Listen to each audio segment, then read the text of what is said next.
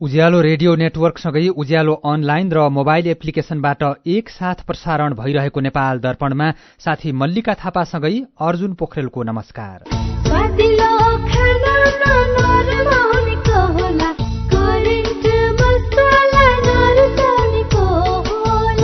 नेपाल दर्पणको साथमा करेन्ट मसला र करेन्ट चिया, स्वादको झट्का। नेपाल दर्पण सुरु गरौं मुख्य खबरका शीर्षकहरूबाट। गृह मन्त्रालय नपाए सरकार छाड्ने राष्ट्रिय स्वतन्त्र पार्टीको संकेत। स्वार्थबाजी नै भएकाले अर्कै मन्त्रालय रोज्न प्रधानमन्त्री प्रचण्डको आग्रह। फैसलाको पूर्ण पाठ नआउन्जेल मन्त्री नियुक्त नगर्ने। अर्थ मन्त्रालयद्वारा खर्च कटौतीको निर्णय। गाडी खरिद र नयाँ दरबन्दी सिर्जना गर्न नपाइने। खर्च कटौतीबाट 10.5 अर्ब रुपियाँ बचत हुने दावी। सरकारको खाता 90 अर्ब रुपियाँ घाटामा। भ्रष्टाचार सूचकाङ्कमा नेपालको अवस्था सामान्य सुधार। सूचकाङ्कमा सुधार देखिए पनि भ्रष्टाचार नियन्त्रणमा प्रगति नभएको ट्रान्सपरेन्सी इन्टरनेशनलको भनाई। हामी औसतमा पुग्न सक्यौं, न 50 अङ्कलाई पार गर्न सक्यौं। 33बाट 34 आउनुमा चाहिँ केही फरक भएको छैन।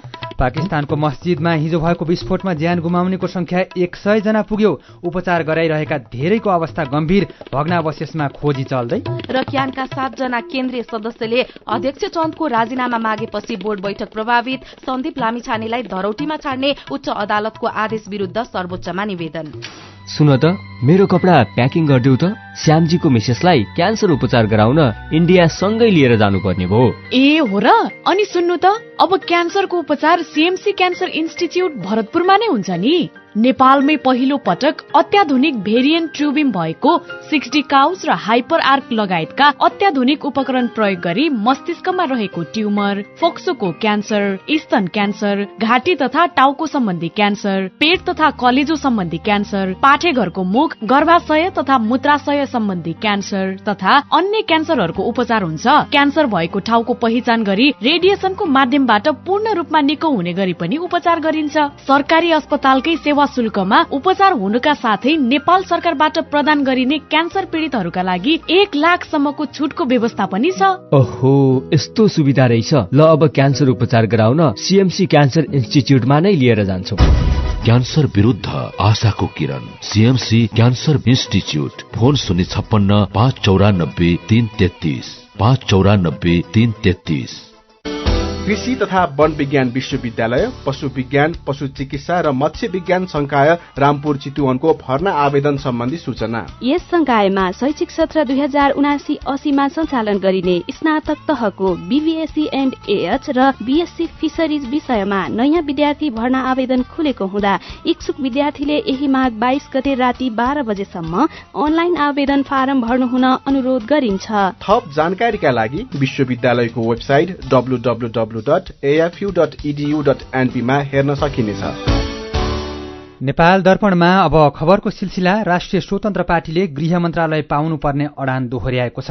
आज बिहान प्रधानमन्त्री पुष्पकमल दाहाल प्रचण्डलाई भेटेर राष्ट्रिय स्वतन्त्र पार्टीका सभापति रवि लामिछानेले गृह मन्त्रालय यसअघि नै आफ्नो पार्टीको भागमा परेकोले अब पनि आफूहरूले नै पाउनुपर्ने दावी गर्नुभएको हो। उहाँले पूर्व सहमति अनुसार आफ्नो पार्टीले गृह मन्त्रालय नपाउने हो भने सरकारलाई दिएको समर्थन नै फिर्ता लिन सक्ने चेतावनी समेत दिनुभएको एक नेताले बताएका छन्। सर्वोच्च अदालतले रवि लामिछानेको नागरिकता अवैध ठहर गरेसँगै उहाँको सांसद र उपप्रधान तथा गृहमन्त्री पद पनि खारेज भएको थियो।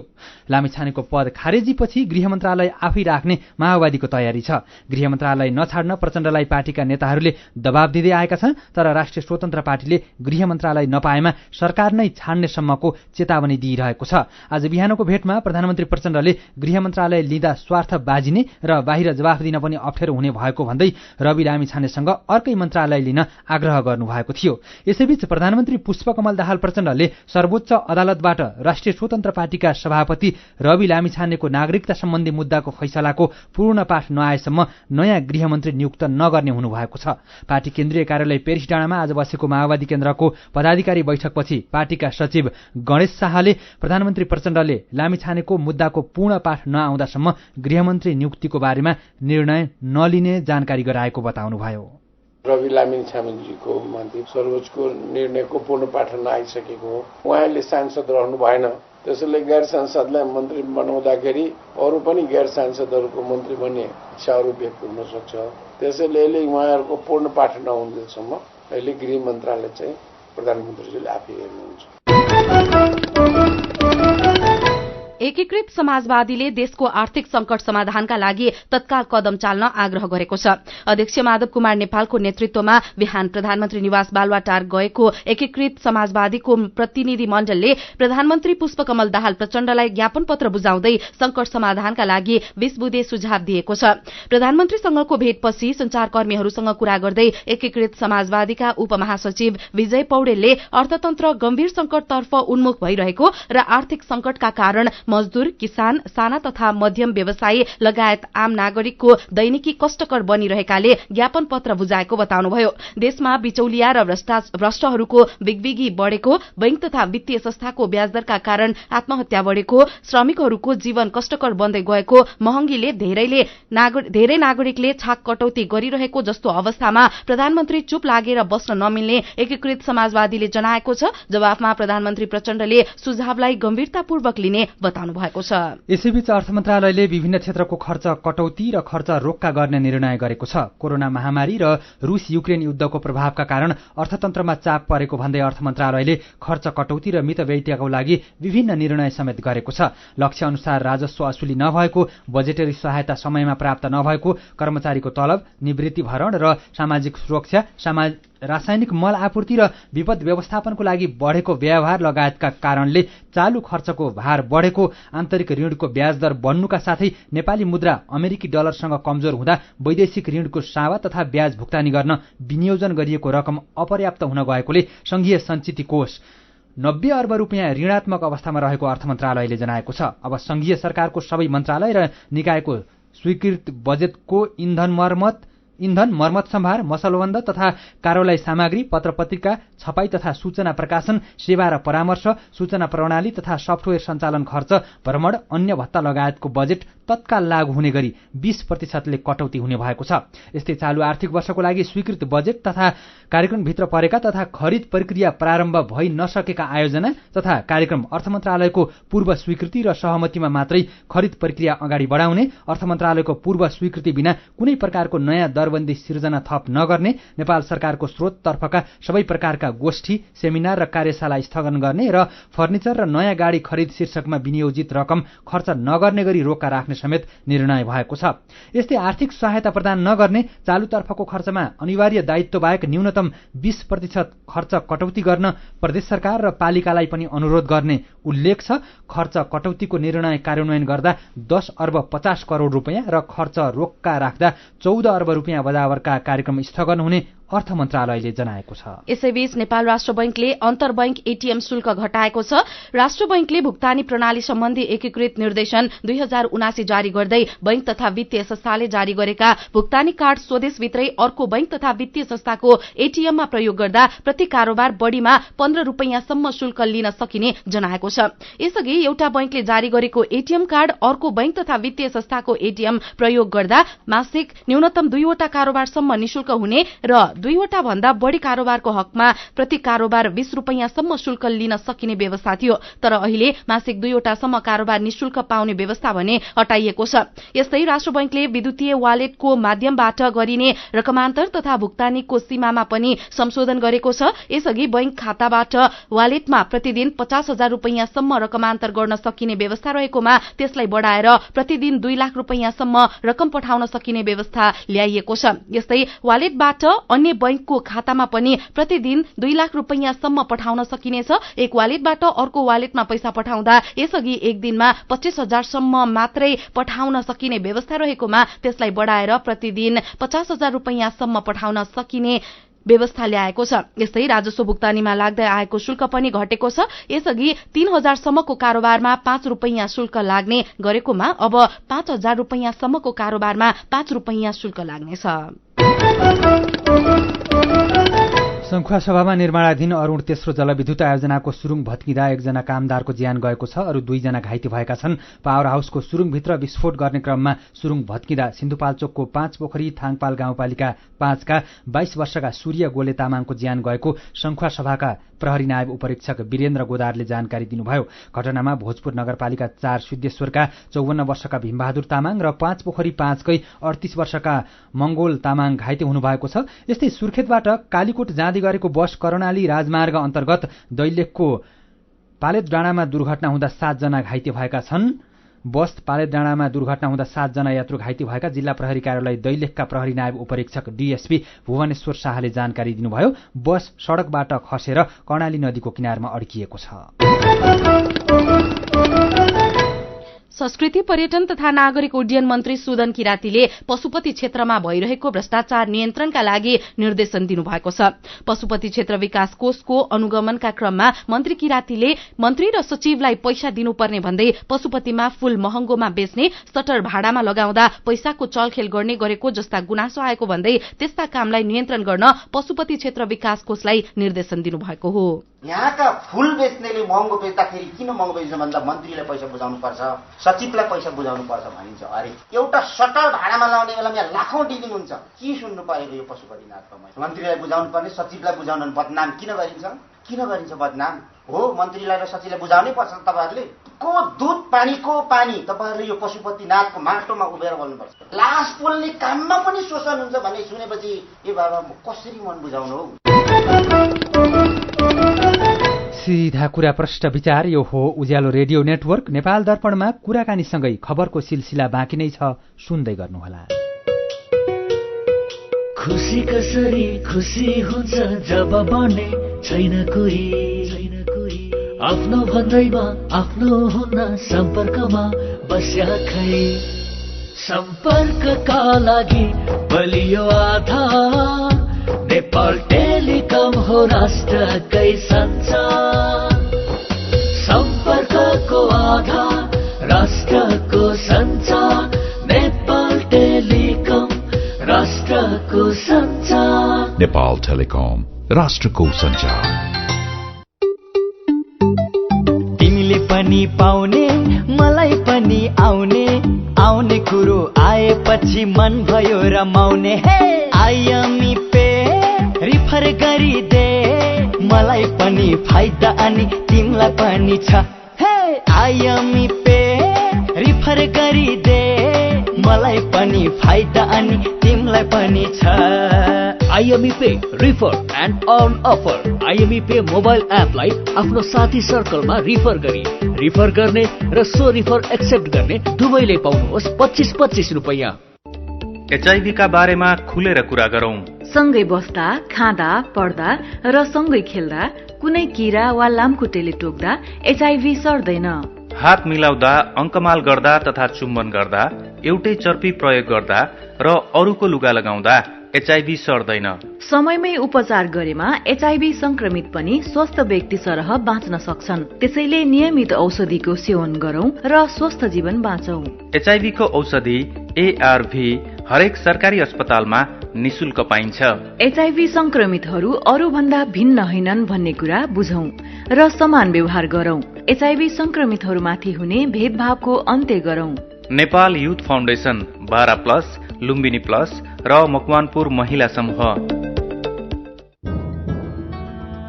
सुनिश्चित भविष्य मात्र होइन बचत, आर्थिक स्वतन्त्रता हो, आत्मविश्वास हो, आत्मा सम्मान हो, सम्पन्न जीवन हो। बचत गरौं, बचत गरौं, बचत गरौं, बचत गरौं। धेरै छन् बचतका खुशीहरू, बचत गरौं। ग्लोबल आइएमई बैंक, सबैका लागि बैंक।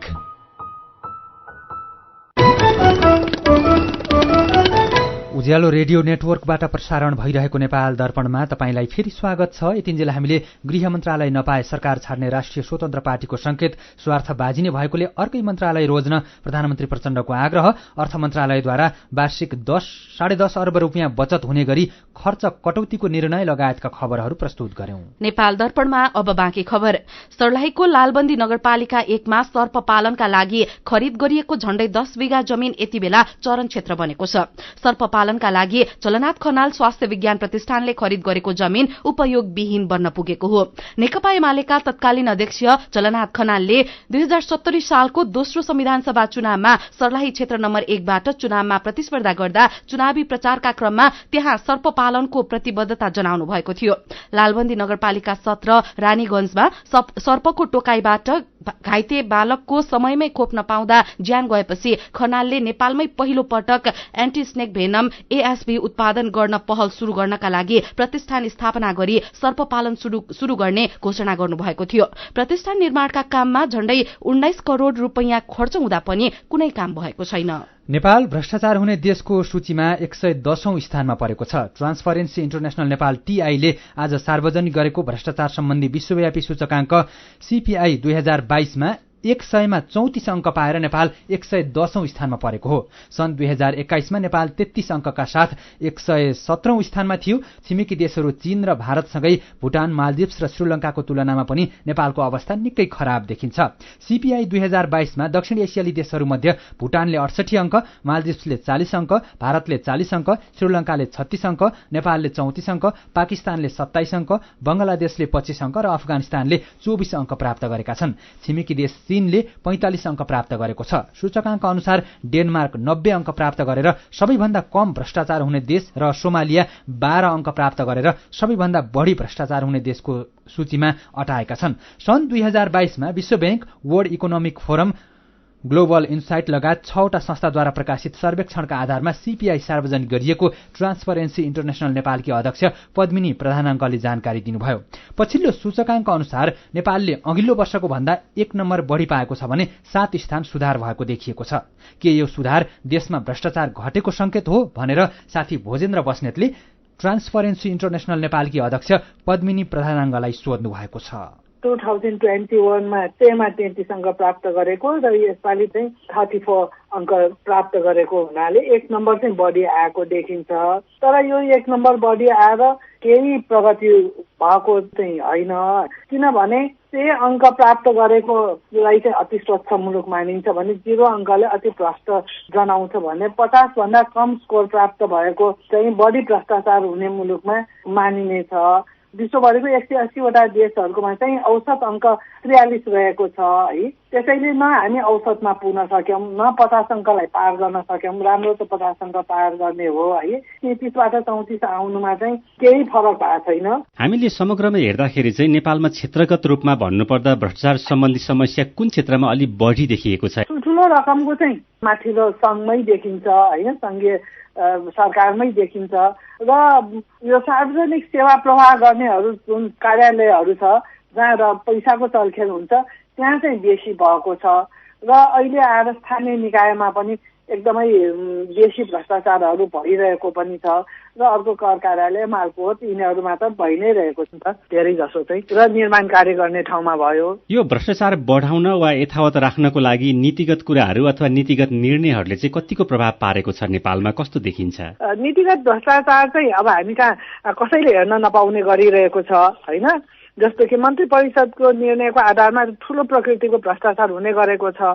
अख्तियार दुरुपयोग अनुसन्धान आयोगले पनि मन्त्री परिषदबाट भएको जुन आर्थिक कारोबारका निर्णयहरू केलाउनलाई हेर्न पाएको छैन, त्यो कसैले पनि हेर्न पाउँदैन। त्यसैले चाहिँ त्यसलाई चाहिँ हेर्न पाउनु पर्छ भन्ने हाम्रो मान्यता हो, किनभने ठुल्ठुलो निर्णयहरू चाहिँ प्रक्रियागत रूपमा नगइकन नि मन्त्री परिषदबाट निर्णय गराउने चाहिँ प्रवृत्ति नै भइसक्यो। अनि अर्को चाहिँ अख्तियारमा पनि अलि ठुला माछालाई चाहिँ पक्रिन नसकेको, सानसानो माछालाई मात्र पक्रिन सकेको हैन।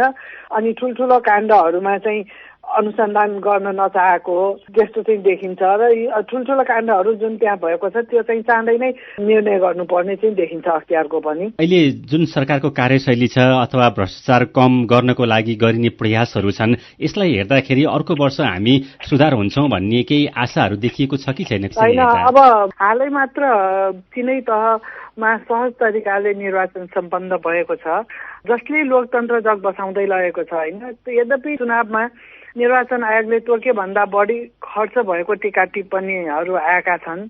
त्यस अतिरिक्त निर्वाचन माध्यमबाटै तिनै तहमा आर्थिक कारोबारमा संलग्न व्यापारी, व्यवसायी, ठेकेदारहरू र विभिन्न पेशागत निर्वाचित भएका छन्।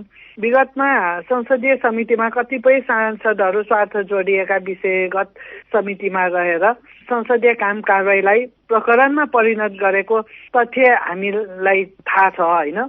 तर संसदमा पुगेका व्यापारी व्यवसायीहरूलाई चाहिँ स्वार्थ जोडिएको विषयमा नबोल्न, संसदीय समितिमा नरहन र आफ्नै व्यवसायसँग मेल खाने कानून संशोधन प्रक्रियामा चाहिँ सामेल नहुन पनि टिआई नेपाल चाहिँ आग्रह गर्दछ। र कानून निर्माता संसदले जुन स्वार्थको द्वन्द्व सम्बन्धी विषयमा सजग रहन र स्वार्थ जोडिएको विषयमा चाहिँ पूर्व घोषणाका निम्ति संसदको नियमावलीमै व्यवस्था गर्न आग्रह पनि गरेका थियौं हैन। त्यस अतिरिक्त सांसदका निम्ति आचार संहिता अनिवार्य गर्नुपर्ने र आचार संहिता कार्यान्वयन भए वा नभएको हेर्न चाहिँ एउटा आचरण समिति क्रियाशील तुल्याउनु पर्ने त्यो चाहिँ छ। तर अहिले आएर चाहिँ मन्त्री मण्डलमा नै स्वार्थ बाजिएकोहरूलाई नियुक्ति गरेको चाहिँ त्यसमा चाहिँ हामी ध्यान आकर्षण गराउन चाहन्छौँ। उहाँ हुनुहुन्थ्यो ट्रान्सपरेन्सी इन्टरनेशनल नेपालकी अध्यक्ष पद्मिनी प्रधानाङ्ग। नेपाल दर्पणमा मेरो पनि भन्नु छ सँगै खबरको सिलसिला बाँकी नै छ, सुन्दै गर्नुहोला। आधुनिक र प्राकृतिक चिकित्सा पद्धतिको वैज्ञानिक सम्मिश्रण स्थल डनी हिलिङ क्लिनिक। यहाँ विशेषज्ञहरूद्वारा नसा, हाड जोड्नी, मांसपेशीका दुखाइ र अन्य समस्याको उचित परीक्षणद्वारा रोगको पहिचान, उपचार र परामर्श प्रदान गरिन्छ। Physiotherapy, acupuncture, Ayurveda, medical massage तथा विशेषज्ञहरूको सल्लाह अनुसार न्यूनतम प्रतिकूल प्रभाव हुने गरी उचित उपचार गरिन्छ। स्वस्थ जीवनशैली तथा निरोधात्मक परामर्शको लागि आउनुहोस्। हाम्रो सिद्धान्त निको प्रकृतिले पार्छ, हामी सहयोग गर्छौं। डनी हिलिङ क्लिनिक, एकान्त गुना road, Jawalakhel. Phone number 5521 885, 98 018 16 380। Website denihealing.com। मेरा छोराछोरीको सपना अन्तर्राष्ट्रिय स्तरको उच्च शिक्षा। म पनि यस्तै चाहन्छु। मलाई विश्वास छ हाम्रो सपना र चाहनालाई पूरा गर्छ नेपाल जापान सेवा सेन्टरले। हजुर, उच्च शिक्षाको लागि जापानको जुनसुकै सिटीमा अध्ययन गर्न र जापानिज भाषा सिक्नको लागि हामी तपाईको साथमा छौं। सम्पर्क नेपाल जापान सेवा centre, Nagpokhari, Kathmandu. Phone number 44 28 242, 44 28 242। Come once, you will certainly be benefited. सुरक्षित र समृद्ध होस् जिन्दगीको सेरोफेरो। भोलिको लागि सोच्नु पर्ने कर्तव्य हो तिम्रो मेरो। ढुक्क हुन भोलिलाई बिमा गरौँ है, नेशनल लाइफ इन्सुरेन्समा बिमा गरौँ है। विगत 35 वर्षदेखि सञ्चालनरत नेपालकै पहिलो अग्रणी जीवन बीमा company national life insurance company, Lazimpat, Kathmandu. Ujyaalo radio network मार्फत देशभरिका विभिन्न एफएम स्टेशन तथा उज्यालो अनलाइन र मोबाइल एप्लिकेशनमा प्रसारण भइरहेको नेपाल दर्पणमा तपाईंलाई फेरि स्वागत छ। अब बाँकी खबर। लगातार तेस्रो दिन आज पनि शेयर बजार दोहोरो अंकले घटेको छ। शेयर बजार परिसूचक नेप्से आज 15.70 बिन्दुले घटेर 2111.68 बिन्दुमा झरेको छ। आज 259 वटा कम्पनीका 75,53,000 किता शेयर 2 अर्ब 82 करोड़ 45 लाख रुपैयाँमा कारोबार भएका छन्। रामेछापको गौरीशंकर संरक्षण क्षेत्रमा 3 दिनदेखि लागेको डढेलो अझै नियन्त्रणमा आउन सकेको छैन। उमाकुण्ड गाउँपालिका 1 गुम्देलको चामरुको जंगलमा अस्ति आइतबारदेखि लागेको डढेलो बढ्दै गएको छ। स्थानीय नेपाली सेना र नेपाल प्रहरी परिचालन हुँदा समेत आगो नियन्त्रणमा आउन सकेको छैन। भिरालो जमिन र घना जंगल भएकोले आगो निभाउन समस्या भएको जिल्ला विपद व्यवस्थापन समितिका अध्यक्ष एवं रामेछापका प्रमुख जिल्ला अधिकारी शोभाखर रेग्मीले बताउनुभयो। पछिल्लो 24 घण्टामा 1 जनामा कोरोना भाइरसको संक्रमण पुष्टि भएको छ। पीसीआर र एन्टिजेन गरी 232 जनाको नमूना परीक्षण गर्दा 1 जनामा कोरोना भाइरसको संक्रमण पुष्टि भएको स्वास्थ्य तथा जनसंख्या मन्त्रालयले जनाएको छ। थप 2 जना संक्रमित निको भएसँगै नेपालमा कोरोना भाइरसका सक्रिय संक्रमितको संख्या 19 जनामा झरेको छ। मेरो पनि भन्नु छ। भ्रष्टाचार सूचकाङ्कमा नेपालको अवस्था सुधार, तर भ्रष्टाचार व्याप्त हुने देशको श्रेणीमा कायमै रहेको खबरमा शिवहरी अधिकारीको प्रतिक्रिया छ। नेपालमा हुने भ्रष्टाचार घटाएर कमसे कम भूटानको बराबरी गरेको समाचार सुन्न मन लागेको छ।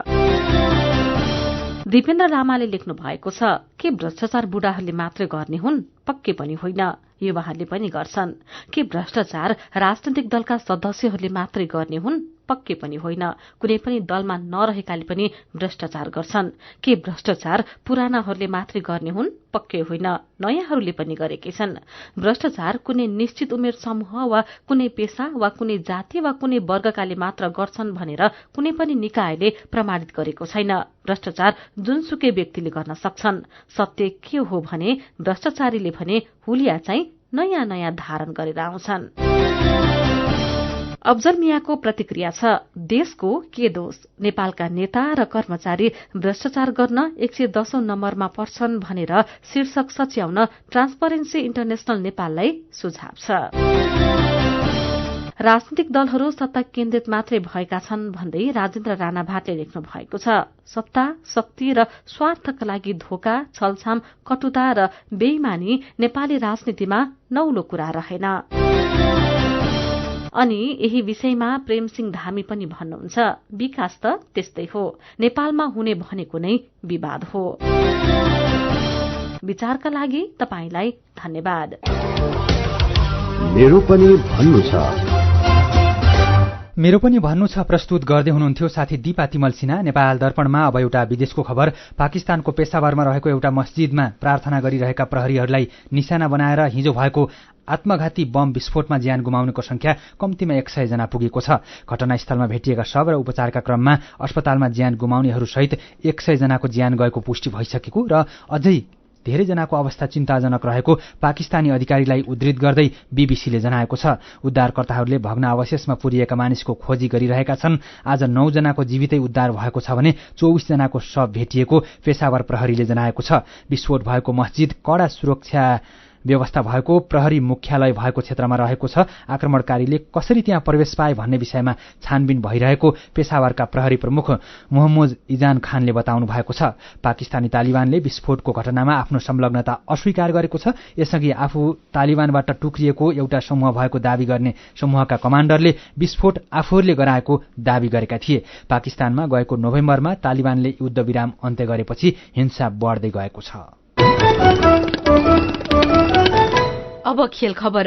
नेपाल क्रिकेट संघ क्यानका 7 जना केन्द्रीय सदस्यले अध्यक्ष चतुरबहादुर चन्द सहितका पदाधिकारीको राजीनामा मागेका छन्। पोखरामा आजदेखि शुरू भएको क्यानको बोर्ड बैठकमा 7 जना केन्द्रीय सदस्यहरू ऋषिराम गौतम, दाउद अन्सारी, संजय राज सिंह, करण महतरा छेत्री, अमितवीर पाण्डे, चुम्बी लामा र धर्मराज गिरीले अध्यक्ष चतुरबहादुर चन्द, कार्यवाहक सचिव प्रशान्त मल्ल सहितका पदाधिकारीको राजीनामा माग गरेका हुन्।